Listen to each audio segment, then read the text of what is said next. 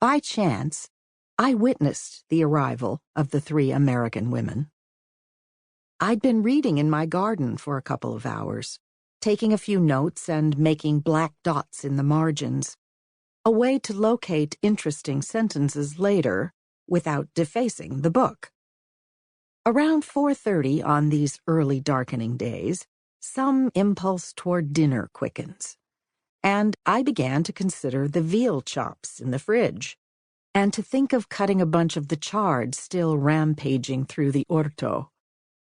Chard with raisins, garlic, and orange peel. Thyme and parsley for the tiny potatoes Colin dug at the end of summer.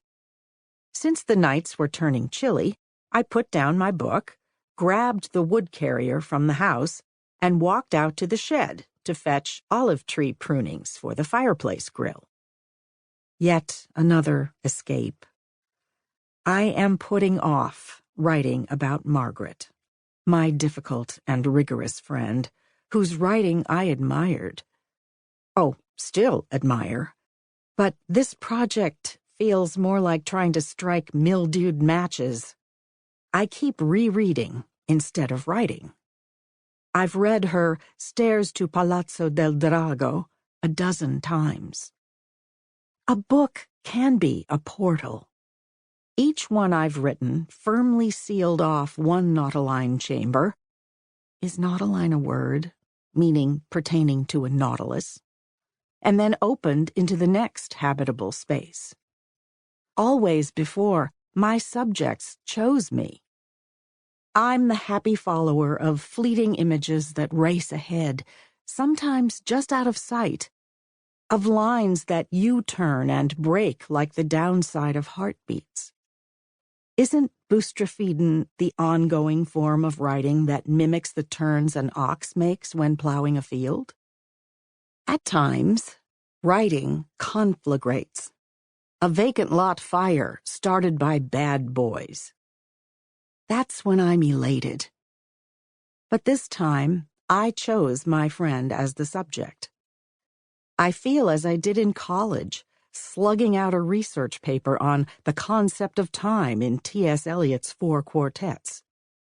I enjoyed the work, but immediately felt humiliated by my limits. I'm easily distractible. Those shriveled apples on the 3rd terrace, still golden and dangling as brightly as in the myth of the 3 Graces, lure me to make a galette. Fitzy has burrs in his silky hair and needs brushing. My own hair has turned unruly. I would like to have a few friends over for polenta with mushrooms and sausage, now that the funghi porcini are sprouting under every oak tree. My mind surfs over endless diversions. When you're propelled by a sense of duty, you're easy to derail.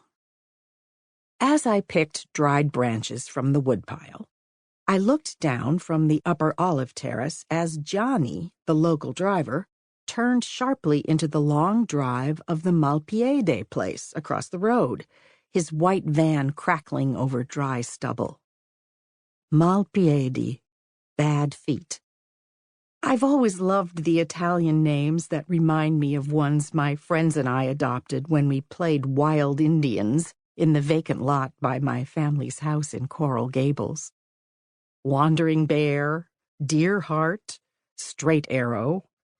One friend chose Flushing Toilet, but here it's Bucaletto, Hole in the Bed, Zappini, Little Hoe, Tagliaferro, Iron Cutter, and Stranger, Taglia la Gamba, He Cuts the Leg.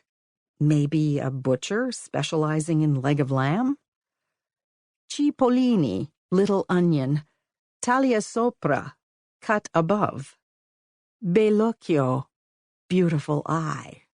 How alive those names are. Early in my years in Italy, fascinated by every syllable, I used to collect them. In hotels, when there were telephone books, I'd read the names at night for the pleasure of coming upon Camino Merde, chimney shit, there's a story there, and pipi seca, dry pipe, or penis. The sublime Botticelli, little barrel.